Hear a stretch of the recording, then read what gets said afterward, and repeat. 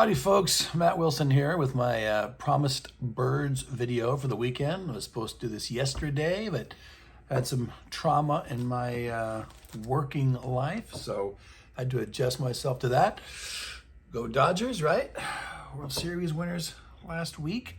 Okay, so this is the Byrds, another great 60s Los Angeles band, pioneering folk rock, psychedelic rock, country rock band. The Byrds certainly dipped their toes in a lot of waters and were very successful album makers from 65 through 68, and then, pretty good from 69 through 1970, concluding their career with a couple of albums in 71 before regrouping in 73.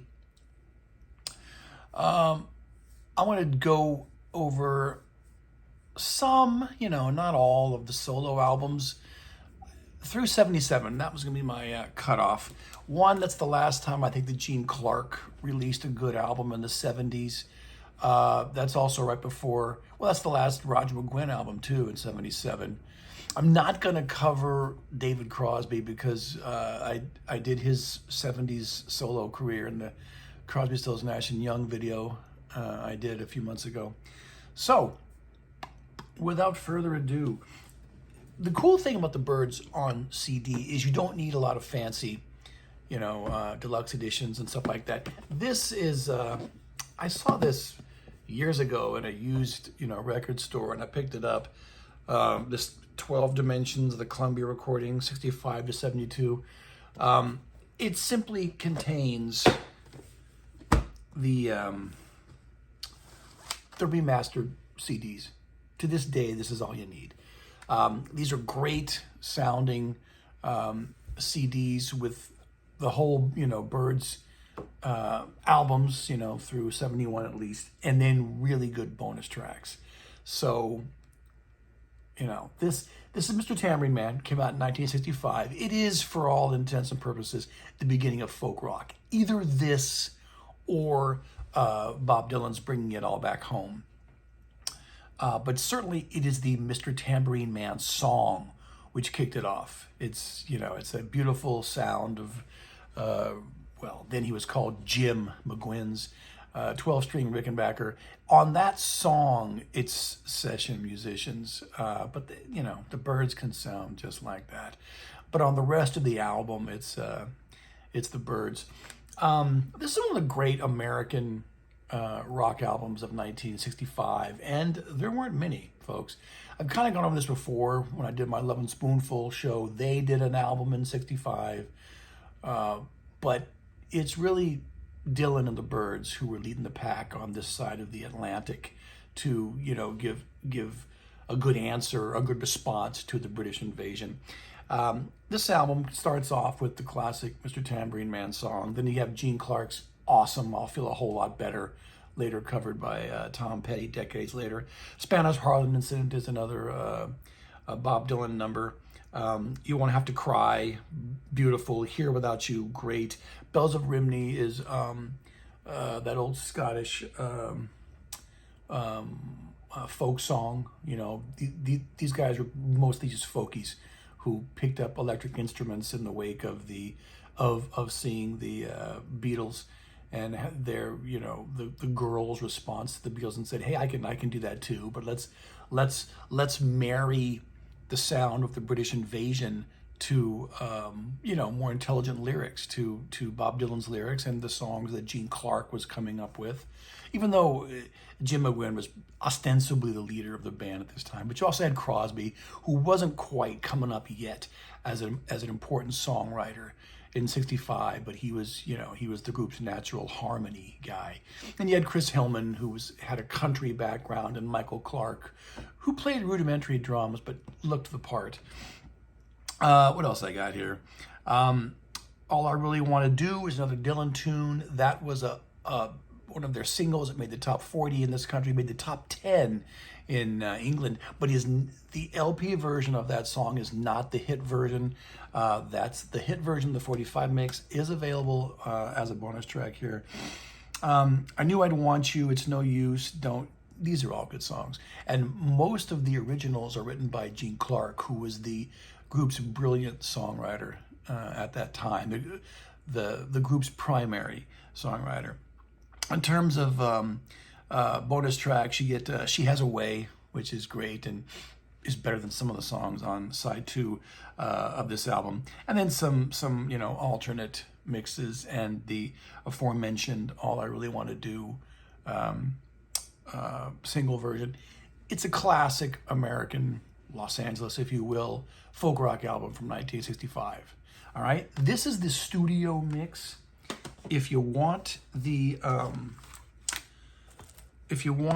mono mix, here's a great sounding Mobile Fidelity SACD. It's very similar, mono and stereo, but again, at that time in '65, I'm sure more American teenagers were listening to this in mono than they were stereo. But I don't know if I have a preference. I probably should have shown you this first.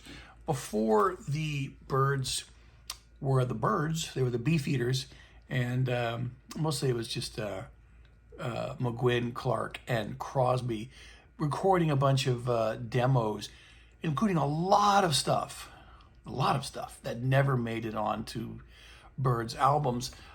This is 2 discs of this stuff. This is the ultimate. I think in 1969, the first version of this, it was a single LP, came out. It didn't have this cover. But if you want to get these sessions, this is the way to do it. I'm not going to go over the song titles because you wouldn't know them, but there's a lot of early Gene Clark songs that the Byrds never recorded proper on a Columbia LP, and he never recorded either, including, remember the Turtles, You Showed Me How to, that was a hit that he wrote. It was one of these songs, one of these demos that they recorded pre-Columbia. Some pretty good stuff. If you're a big Byrds guy like I am, certainly worth checking out. Okay, back to 1965. Turn, Turn, Turn is the next one. Isn't that a beautiful photograph on the LP cover? Oh, you know what? I'm not going to let that go by. I want to show you guys again Mr. Tambourine Man. Now, do you see that fisheye lens? That's the lens that they use on the camera to take that picture. The Beatles used the same thing later on that year in Rubber Soul.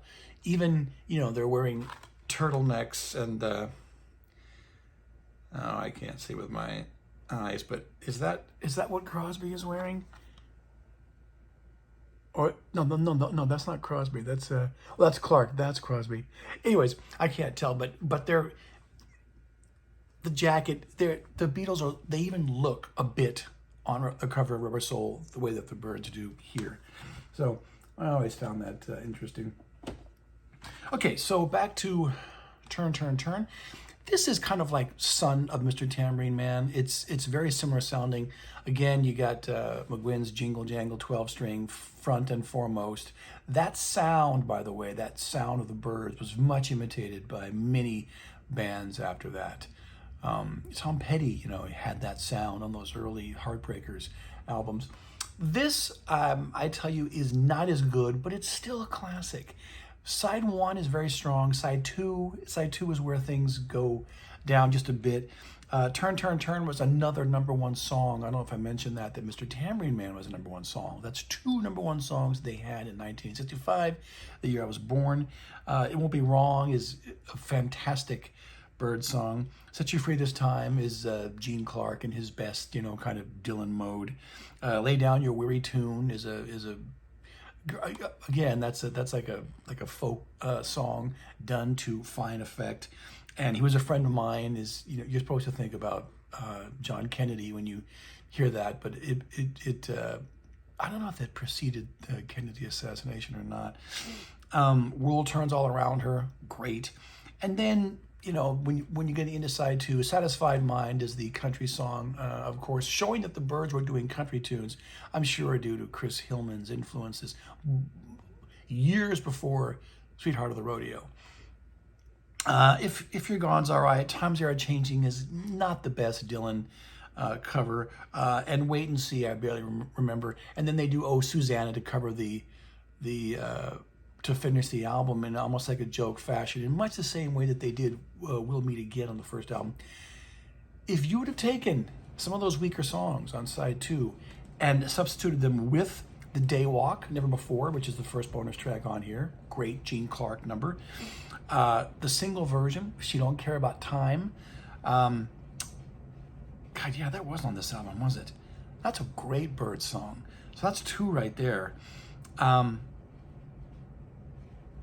then they did Stranger in a Strange Land, but they just did the instrumental version. That's a Crosby song that later on Blackburn and Snow did, the San Francisco duo, the man and woman folk rock duo. It's a great Crosby song, and they did a wonderful version of that. Too bad the Byrds couldn't have put vocals on that. But anyways, take the Day Walk and She Don't Care About Time, swap them out for, I don't know, something like Wait and See and Oh Susanna. This would have been a hella good album, you know?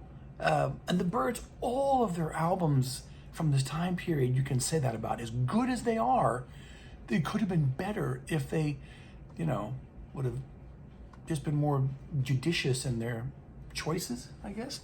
Anyways, that is another, that's another stereo mix. Here is the mono mix, which I had to get on a Japanese, what do you call these things? Blue spec CDs.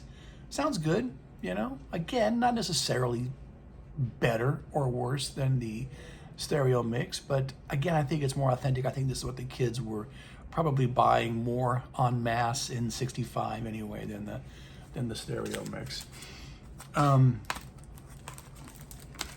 Okay. We now go into 1966. Okay, Gene Clark is not a full-time member of the Byrds anymore. He, this is Fifth Dimension. He is the primary songwriter of the classic psych single 8 Miles High, and I want to say it was released in April, I think, of '66. That is like the first big psychedelic song. I mean, you can look at the Yardbirds, some of the Yardbirds recordings, you know, like Heart Full of Soul, you know, who from '65 that had those Eastern modalities. But in terms of pure psych, you know, 8 Miles High, that's it. So I have said before on other videos that I consider Fifth Dimension to be the first real psychedelic rock album. Not that every song is. It's still a folk rock album. You still get the jingle jangle, you know, 12-string Rickenbacker sound here, but it's intermixed with psychedelia. And in the spring of '66, folks, that's pretty early. That is months before Revolver comes out in August. You know, 13th Floor Elevators fans are always saying that they introduced, or they were the first psych band, but their album didn't come out till December of '66. So, and how many people had heard of the Elevators by this point? Anyways, this is another great album, but kind of like the first two, it can be patchy as well. Okay, so 5D, Fifth Dimension, that was a hit. It didn't make the top 40, but, you know, that was played on the radio. Wild Mountain Time is beautiful. Mr. Spaceman, that was a top 40 hit. That's where they get that space cowboy thing, you know, it's Mr. Spaceman, but it's got a country rock musical backing. I See You is perhaps David Crosby's first great Byrd song that I just mentioned in my Yes video. Yes does an outstanding version of that on their 1969 debut. What's Happening? You know, pretty good. Again, more Crosby emerging at this point as a songwriter. I Come and Stand at Every Door is an old folk song that Roger loved to do. I mean, even in his solo career, he would bring, you know, folk songs, and that's primarily what he is, Roger McGuinn, a folkie. 8 Miles High, the single from a few months earlier. Hey Joe. Crosby brought Hey Joe to the band. They do not do a particularly outstanding version. The Leaves, of course, had the big hit. Crosby says that he was the first person to bring that to LA bands that the Byrds were doing. Love did it. The Leaves did it. Someone made me a CDR once of tons of different versions of Hey Joe, both pre and then post Hendrix. And I can tell you that before Jimi Hendrix did that song, everyone covered it like this, fast. Sounds like a garage rock song, like a fast folk rock garage rock song. Then after Jimmy slowed it down, well, actually Jimmy wasn't the first person to slow it down. I want to say Tim Rose was. Again, guys, I am free associating here. I did not look this stuff up before. I want to say it was Tim Rose who did it slow. Then Jimmy kind of based his version on the Tim Rose version. Then after Hendrix, everyone did Hey Joe slow. Anyway, so the Byrds have an early version here of Hey Joe. Not one of the better ones, but you know, it's fine. Captain Soul is fine. John Riley, another folk song. And then 242 Foxtrot, Learjet song, kind of filler. So still a pretty good album though. But look at the bonus tracks. Why? Why is a B-side? It was, I want to say it was the B-side of 8 Miles High. It's a sloppily recorded, you know, doesn't sound that great, but what a great performance. What a great song. It should have been on the album. I'll tell you when we get next to Younger Than Yesterday, the re-recorded Why sounds better. It doesn't have the joie de vivre, though, of this version. I think Why should have been on this album. I Know You Writer is the old folk song. I love their version. The Grateful Dead later did that. That should have been on this album. Psychodrama City is another great Gene Clark song. And then the first version of 8 Miles High, which was recorded in, I think, the RCA studios in December of '65, which John Savage in 1997 claimed was one of the 100 greatest psychedelic songs of all time. He chose that recording, not the 1966 45 mix. Don't know if I agree with that. They're very similar, but I just, you know, the hit version is the one I know. And the 65 version was never released at the time. But anyways, swap out those 3 Byrds songs as bonus tracks here for the 3, you know, of your least favorite songs on this album. It would have been another 5-star record. But the Byrds didn't do that, folks. They didn't do that. Okay, and I showed you the mono Mr. Tambourine Man and the mono Turn, Turn, Turn. This is the mono Fifth Dimension. All these albums had mono mixes. You just, you know, they're a little more difficult to get on CD, but you can still get them. Okay, moving on. Wrong one. Younger Than Yesterday. In many ways, this is their first great album after Mr. Tambourine Man. Because yes, I'm going to call Mr. Tambourine Man a great album.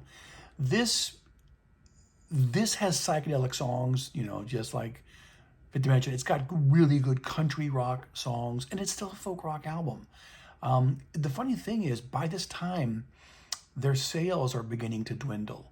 You know, I don't know why, but, you know, I guess Americans were hard to please. They were a big band in the UK, but I don't know. I mean, who can say why the sales were not what they were by 67, like they were in 65, I guess, because they had 2 #1 songs in 65. But in terms of what is the best Byrds album, you know, this is way up there. So You Want to Be a Rock and Roll Star, classic. That was a hit. You know, that's the Byrds writing about the Monkees and how they thought the Monkees were like manufactured. Whatever. I'm gonna do a Monkees video soon because I love the Monkees. Have You Seen Her Face is great. Chris Hillman now stepping forward as being a great songwriter. It's like when they lost Gene Clark, the other guys stepped forward, particularly Crosby and Hillman, to fill that hole. CTA 102, that's Roger, I think, Renaissance Fair, one of David Crosby's best songs. It's the first of that Crosby kind of sound, the way that, you know, Guinevere would be on the first CSN album. Time Between, wonderful Hillman again. Everybody's Been Burned, more classic Crosby. Thoughts and Words is good. I think that's Hillman as well. Mind Gardens. Mind Gardens is like infamous in my mind anyway, as being, it's to me, it's a terrible song, but I know people like it. It doesn't ruin the album, but I rarely play it. I'll get to what should have been on here besides Mind Gardens in a second. My Back Pages is another classic Dylan cover and was a top 40 hit. The Girl with No Name is really good, and then their remake of Why. All right, so there you go. Let's talk about the bonus tracks. It Happens Each Day. That's another really good Crosby song. They could have swapped that for Mind Gardens. And they're both Crosby songs, so David was still gotten the royalties, but David was the one fighting to get Mind Gardens on this album. So go figure, you know. Don't Make Waves, Best Forgotten. And, Lady Friend. Lady Friend is I can't say that should have been on here because that was released as a 45 after this album was released, but Lady Friend is one of the great unknown, is that even the right word? Byrds 45s that it didn't go anywhere. Again, the 45 mix, much like Why I was talking about earlier, isn't the best, but it's such a good song with the strings and the arrangement. It should have been on a Byrds album. Hell, they should have put it on Notorious Byrd Brothers, even though it was released as a 45 previously. So It Happens Each Day should have replaced Mind Gardens, and then this would be a 5-star record. Okay. Oh, might as well show you. Audio fidelity, Steve Hoffman. This is the mono mix of Younger Than Yesterday. Again, don't even really know if I have a preference, you know, for the mono or the stereo mixes here, but nice to show you anyway, right? No bonus tracks though. No. So if you get this, you're probably going to still have to get the stereo CD anyway because of those bonus tracks. Okay. Notorious Byrd Brothers. Well, folks, if Younger Than Yesterday is not their greatest album, could be this one. This is real psychedelic music. It still has a folk rock sound, though. The songs all kind of blend into each other. I go back and forth as to what their best album is. I might usually land on this one since it's seamless and it sounds of a whole, but there are still a couple songs I would swap out. In fact, I'm not crazy about the first one, Artificial Energy.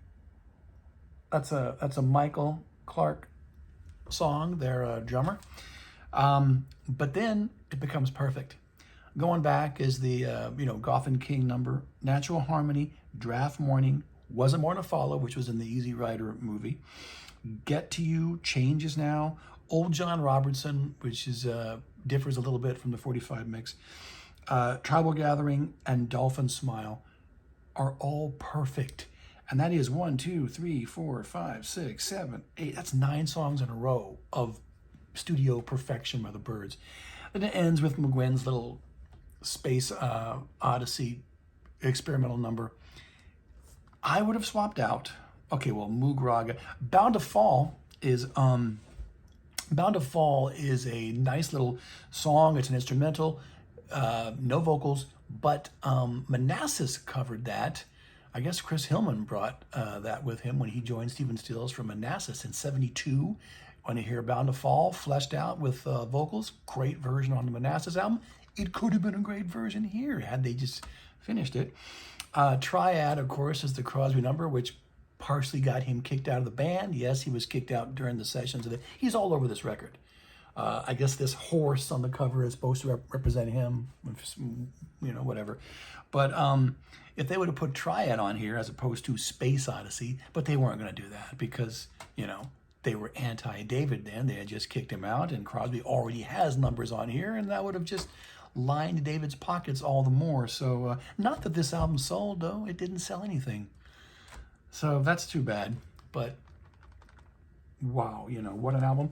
And, yes, this had a mono mix, too, which, Low Fidelity, the SACD, I don't recommend the mono mix over the CD mix, but it's here in case you want it. It is a true mono mix, and unlike the audio fidelity Younger Than Yesterday, this has the bonus tracks that are on the CD, as you can see. All right, so that's a good purchase. Okay, also in 69, sorry, 68, they did 2 albums in 65, they did 2 albums in 68, is Sweetheart of the Rodeo.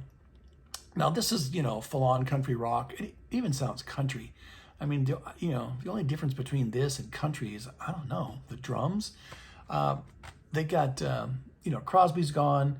So that's the loss of Clark and Crosby. But they got Graham Parsons, whom, more about later, is on board. This is another 5-star classic album. In fact, people that don't like this, well, they vary.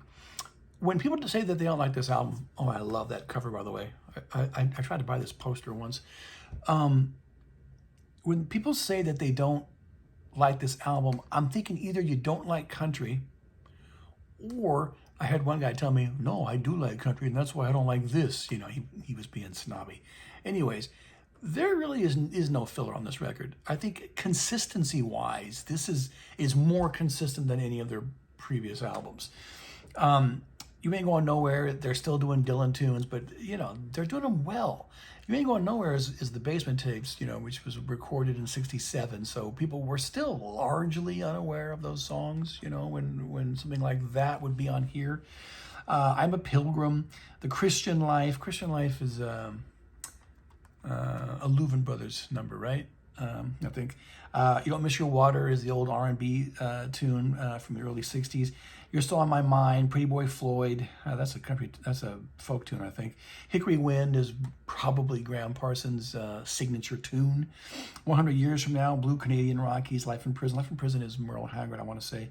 Nothing Was Delivered is another Dylan Basement tape song. Great stuff. And worthy bonus tracks. You got A Reputation, Lazy Day. Lazy Days is a really good Graham Parsons song, which probably doesn't fit the vibe of this album, but it's, how many songs did Graham Parsons write? I don't know, and record, like 30 maybe, less than 30. Lazy Days is pretty good.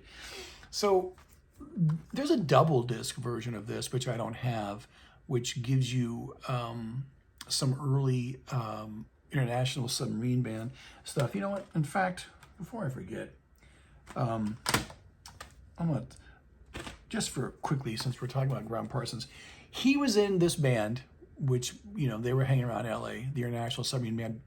This album also came out in '68, the year of Sweetheart. It was released before Sweetheart. I want to say. This is pretty good without being outstanding. This Sundays CD is in stereo. Now, I downloaded some tracks from this on iTunes, but they're mono. Oh, they sound better. I don't know why this album isn't in mono, but it's not bad. Blue Eyes is good. They do A Satisfied Mind, which the Byrds had already covered. Folsom City Blues, that's the Cash number. Miller's Cave, I Still Miss Someone's another Cash number. Luxury Liner is one of Graham's better songs. It's good. Graham Pyres can get this, rest assured. But when people say that Graham Parsons is one of the originators of country rock, they go before this to 1966. And again, guys, I should have researched it. The single was a 45 released in 66. Anyways, it's on the double disc version of Sweetheart. I'm fairly sure if you want to check out, Graham's first forays into country rock. But that's a discussion we could have. So 66 is the beginning of country rock, I guess as it exists in LA. But look at the Sun recordings from the 1950s. How is that not country rock? How are the Everly Brothers not country rock? How is Jerry Lee Lewis or Elvis Presley not country rock? But again, I'm not using the country rock, that phrase, as rock critics use it. So, okay, you can say Graham Parsons was the originator or one of the originators of country rock. From that 1966 single, though, how about the Michael Nesmith numbers on that first Monkees album? Papa Jean's Blues, is that not country rock? I don't know. I could discuss this with somebody, you know, more knowledgeable than me. But anyways, all right, let's move on to 1969. Two more records. This first one, Dr. Byrds and Mr. Hyde, is pretty good. In fact, you know, we can start moving along faster now since we're already a half hour into this. This is both of their 1969 albums. Dr. Byrds and Mr. Hyde, Ballad of Easy Rider. I know people, neither one is a classic. People have their favorites. Probably more times than not, they'll go with this being better. I don't know. I think that as with several other bands in '69, the Moody Blues come to mind. I think had they really taken the best songs from each of these records and put them on one album, it would have been a stronger record than just two separate albums. I'll tell you what I like, rather than just go over every song. I like this Wheels on Fire, the Dylan number. Old Blue is about a dog. Your Gentle Ways of Loving Me. You know what? I'm going to talk about that for a second. Okay, they got Gene Parsons in the band here, no relation to Graham. He was in, you know, Bakersfield, I think, or the Bakersfield label, doing recordings with Gib Gilbo. And this is a nice little CD, Louisiana Rain. They do the original version of Your Gentle Ways of Loving Me here. And some of the stuff on this CD was not released at the time. Some of it was.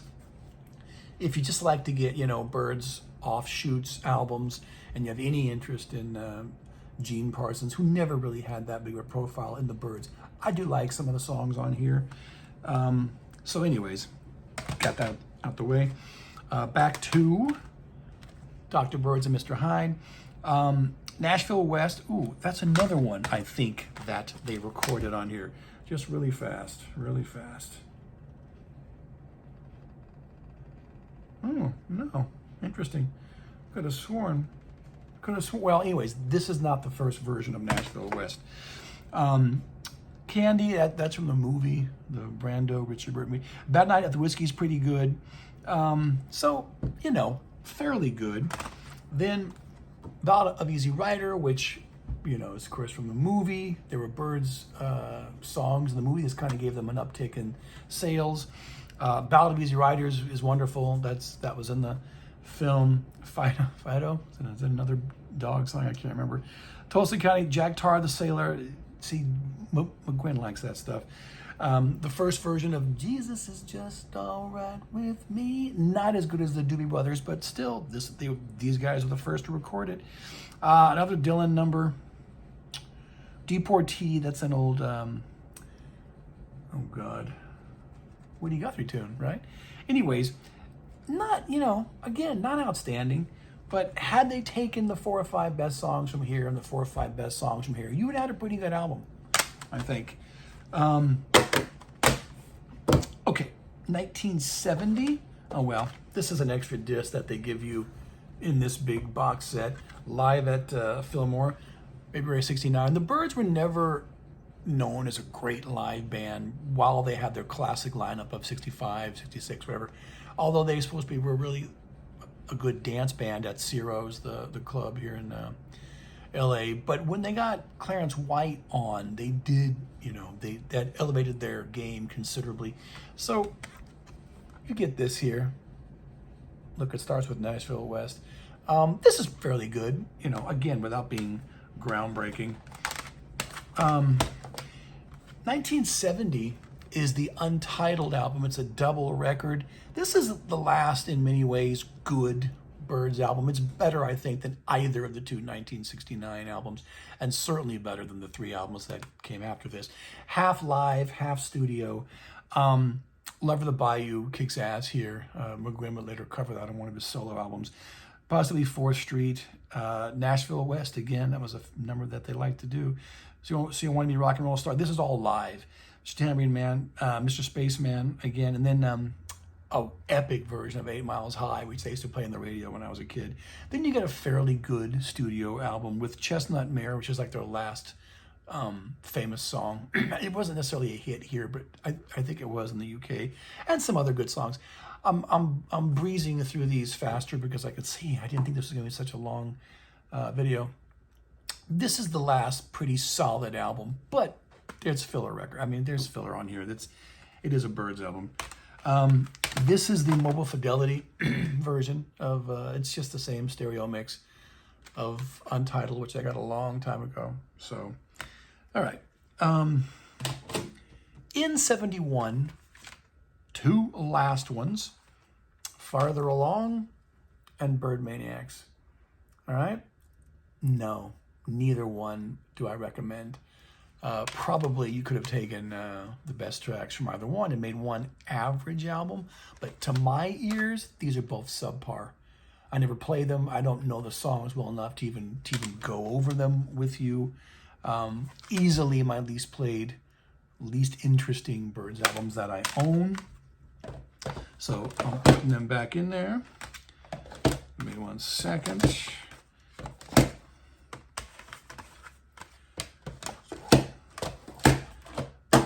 Putting the box set back together. All right. And that is not the end of the story. In 1973, they get back together and do the rather disappointing Byrds album. This is a CDR, folks. Now, let that be a message to you. Mr. Birdman here, Bird Boy, doesn't even own this album on a regular store-bought CD. This was made for me by a friend. The thing about this album is, it's just called Byrds. It's Gene Clark, Chris Hillman, David Crosby, Roger McGuinn, Michael Clark, the original Byrds from '65. They did not bring their A game. All right? Roger McGuinn has better songs on his 1973 Roger McGuinn album than what he brought here. Gene Clark had way better songs. Crosby, was enmeshed with CSN. Why? He had better. No one brought their A game. Probably Clark has the best stuff on here. Gene Clark, not Michael Clark. Full Circle, is not bad. Changing Heart. These are just the Gene Clark song. Oh, they even do Neil Young's Cowgirl in the Sand. It's just okay. But I'd probably rather play this than either of the 1971 albums. Opinions may differ on that, but to me, all three albums are just average, mediocre. All right? Okay. Since Gene Clark's career started while the Byrds were still in their prime in the 60s, let's start with him. The first one's called Gene Clark with the Gosden Brothers. This is just the Sundays CD. I think this is a really good album. This is stereo. I don't know if the mono mix is on CD. It might be. I think it was released on vinyl by Sundays, but this is a strong album. I think I'm Gonna Feel Better. Sounds like the second song on the first Byrds album, doesn't it? Tried So Hard. Keep On Pushing, I Found You. Even something cheesy like Elevator Operator has a charm. Yeah, I like most of these. This is one of the best albums he made, but I'm going to say that several times when we discuss his career. He's doing this album with the Gosden Brothers, who were another guy, a couple of guys from Bakersfield. I'm going to show you this. This is a CDR that someone made. This is their Sounds of Goodbye album, which is good. It's stronger than the Gilbo and Parsons stuff that I showed you. If you get this CD, oh, it doesn't have the back. Well, actually it does. If you get this CD, you get the whole album plus lots of other recordings that they made. And Sounds of Goodbye is a great song. Yeah, I see that they got some covers on here. Oh, they do Louisiana Rain. Anyways, I would get this before I got the Gilbo and Parsons disc because this is a better album. But, both are good. Anyways, they're the guys that Gene Clark does this album with. I think this is one of his better ones. I think had he not left the band, you could have used some of the better songs from this and put them on Younger Than Yesterday, which is a short album anyway. and beefed it up to like, say, 40 minutes, and it would have been as good as Younger Than Yesterday Is. It would have been even better with some of these songs done by the Byrds. And this is the most Byrds-like sounding recordings that he made. All right? Okay, that's 67. Yep, 67. Before I get on to Dillard and Clark, who are the Dillards? The Dillards were a bluegrass band who kind of moved from bluegrass into country rock, as so many bands here in LA were doing.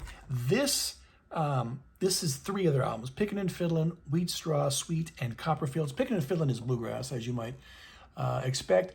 I rather like Wheat Straw, Sweet, and Copperfields. If you like LA country rock from them, I'm having to hold it because there's a shadow in my face when I hold it close. I like it.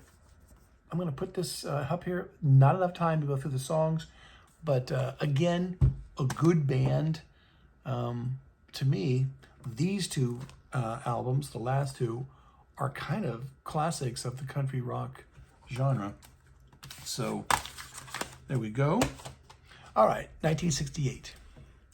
Gene Clark gets down with Doug Dillard for Dillard and Clark. This is the fantastic expedition of Dillard and Clark, and this old Mo Fidelity gold disc, silver disc, also has Through the Morning, Through the Night.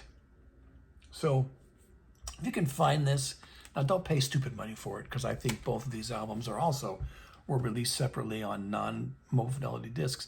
These are both good, with the first one, Fantastic Expedition Of, being something of a classic, right? You had Gene singing and writing, and you had Doug, picking his banjo, and good stuff. Again, running out of time here, don't have time to go through the songs, but if I said that the album he made with the Gosdens is one of his best albums, so is this, all right? So is this. Okay. All right, we're going to jump to Gene Clark, or was it White Heat? This is just called Gene Clark. It's called something else too. I don't want to say White Light, White Heat, because that's the Velvet's song, but I think it's either White Heat or White Light. Anyways, the CD just says Gene Clark. This is a strong album. This is a more acoustic, kind of a singer-songwriter, folky album than his previous work. I like it. Again, got to rush through. In 1972, you had 73, you had Roadmaster. This is a collection of this was not made as an album. This is a collection of various sessions that he had done, but this is also kind of strong. It doesn't have the unity that this one does, but Gene Clark did not make bad albums at this time, folks. You need to kind of get them all. If you start buying 1 or 2, and then see if it doesn't call you to get more. Okay, I don't think he had one in 73, unless Roadmaster came out in 73. This is No Other. This is 74. This is another album you can say could be his best album. Now, this one is overproduced, I think. It's got so... what was it? Asylum? Was he on Asylum at the time? They spent so much money promoting this that, you have all these musicians and strings and stuff, but it sounds good. To me, it doesn't swamp the material. It still sounds very much like Gene Clark. While we're on that album, I'm going to show you the big No Other box set, which has the 5.1 mix. I like it. Also got a beautiful album cover. It might be my favorite Gene Clark album. I don't know. Like I said, it's the first album, or it's Fantastic Expedition Of. Those are my 3 favorite ones. And we're going to end this in 77 with 2 sides to every story. It's okay. By this point, he'd been a solo artist for far longer than he was ever a Byrd. And, it's not bad. But maybe the weakest album that I'm showing you. All right? Okay. I'm going to keep going here. I think we're almost done, though. the Flying Burrito Brothers. That's a classic album. All right, that's a classic album. This double, this has the Gilded Palace of Sin and Burrito Deluxe. Oh, there's not a picture of Burrito Deluxe. Oh, that's bizarre. Can't say what that looks like. No. Wow. Okay. Well, yeah, that is it. Them standing there is Gilded Palace and the Burrito, if that's what that is. Oh well, that's Burrito Deluxe. Gilded Palace of Sin is a classic. Burrito Deluxe is pretty good. These are the only two albums that Graham Parsons made with the Burritos. You got Chris Hillman on here. You got Michael Clark. So you have three Byrds, circa Sweetheart of the Rodeo. It's real good. Since this is such a classic album, I will go through the numbers for you. Christine's Tune, Lovely, Sin City. That's a Graham Parsons classic. My Uncle, even Bob Dylan liked that number. Wheels is good. Juanita, Hot Reel to #1.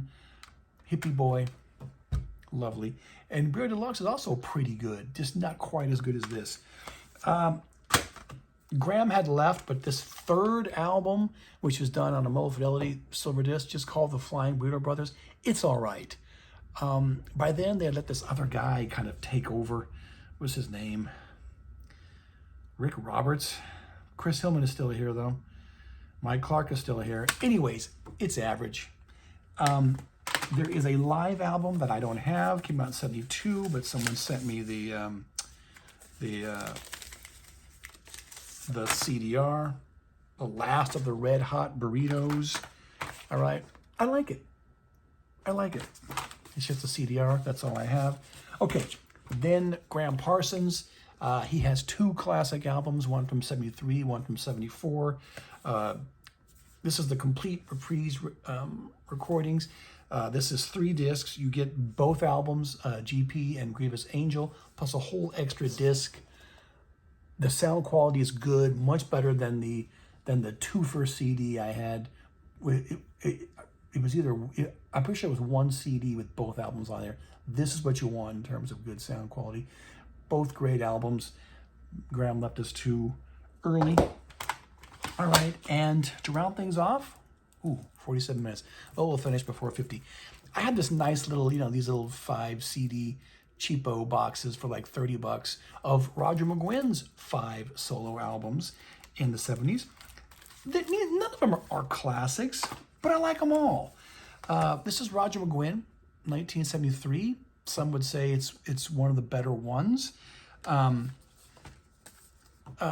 Peace on You, Peace on You, which is not as highly regarded, but I like it.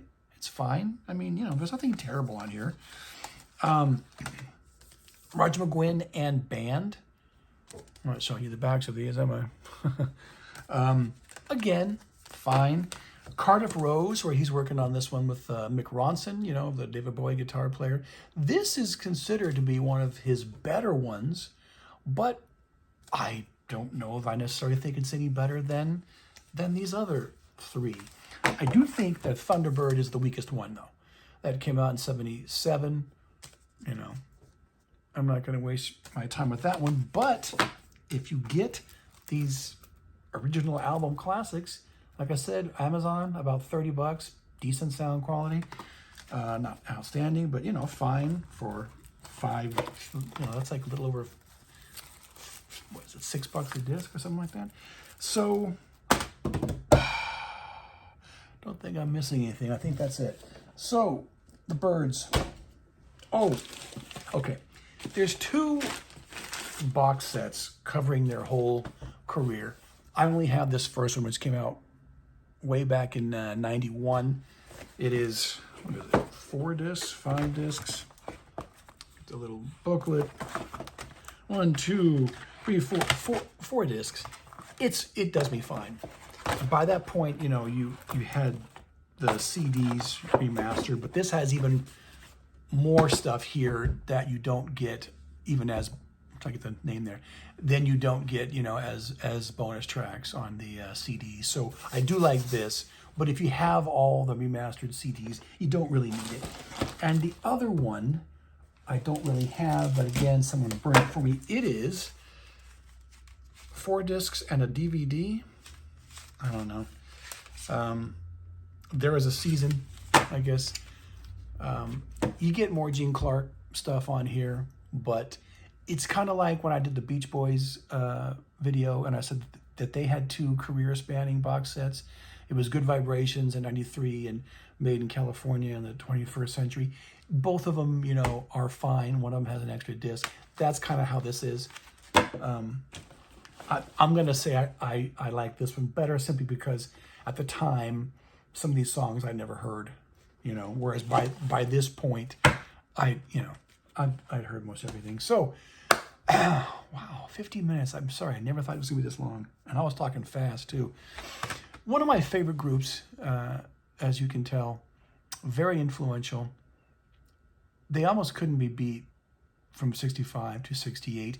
As good as those albums were, though, as I tried to show you, they could have been better with some swapping of other material that they had recorded, but they didn't want to put those on the albums for whatever. Now I can see why they didn't do Gene Clark songs. They already felt that Gene Clark had too many songs on the albums anyway, and he made more money than they did because of that. But they did it time and time again. You know, any Byrds album prior to Sweetheart probably could have been made better with, you know, different songs on there. But anyways, that's neither here nor there, since if you get these CDs, all those songs are available anyway on the same disc. You know, you can make your own album. After 77, you know, McGuinn, Clark, Hillman did that trio. They're okay. You know, Gene Clark kept going well into the 80s. He was always interesting to me, but I think his best albums were from the 60s and the 70s. Anyways, so until next time, Matt Wilson signing off. Ciao.